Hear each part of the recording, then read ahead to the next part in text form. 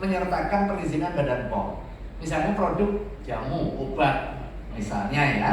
Sekalipun itu lingkupnya usaha mikro, kecil, tapi kalau masuknya itu ya harus ada perizinan.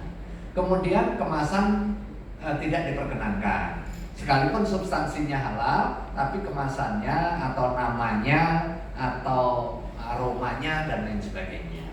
Kemudian jenis produk tidak sesuai atau tidak spesifik. Kemudian bukan kategori self declare. Nah ini yang sering kali terjadi juga. Tapi dari sisi size yang kecil 0,41%. Cuma 0,41 dari 90.000 jadinya banyak. Kemudian file error, jadi tidak sesuai. Nah ini problem mana berarti problem IT. Nah, tapi kan kita nggak bisa memaksakan diri untuk menerima ketika data nggak bisa kebaca. Itu jumlahnya relatif banyak, 3,25%. Nah ini mungkin seiring dengan upaya mendevelop IT di BPJPH. Kemudian nama produk tidak sesuai, ini cukup banyak juga ini, 14,9%.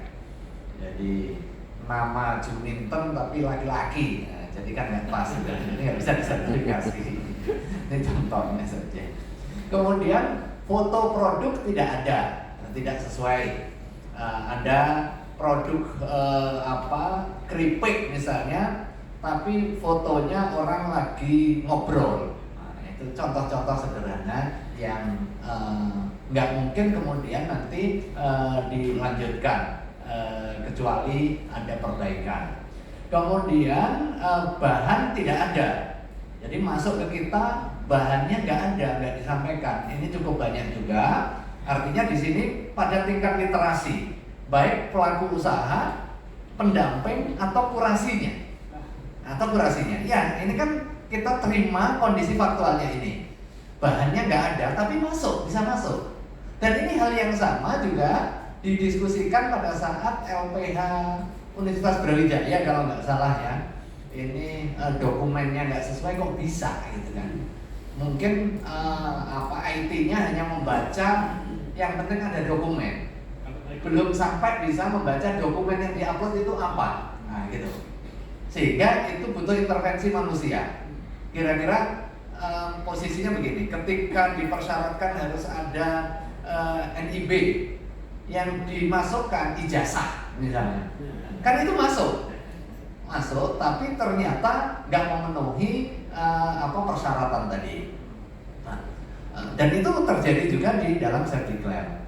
Prosesnya tidak ada, nggak disebutkan prosesnya, itu cukup besar juga, 13,97%.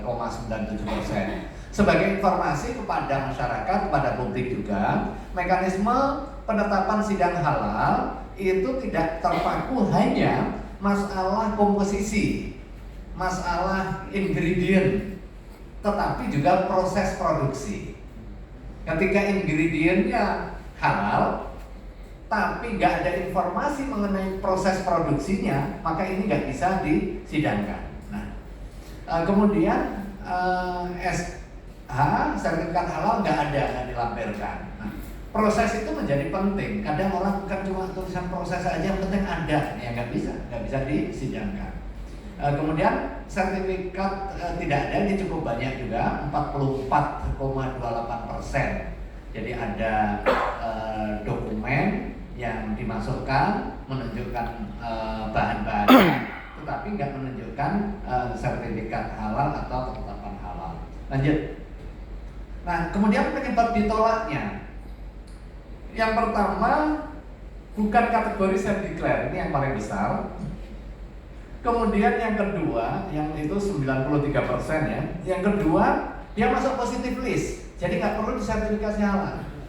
Misalnya masuk ke kita itu yang beras tanpa olahan gitu, toko beras gitu, atau mangga bulir, buah mangga, diajukan sertifikasi. Ya sudahlah, kita biar nggak berlebih-lebihan gitu.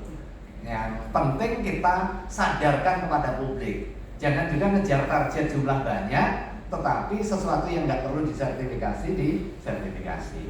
Kemudian varian tidak sesuai ketentuan, itu 3%. Lanjut. Nah, sekarang perbandingan kapasitas dan realisasi fatwa halal MUI tahun 2022. Selama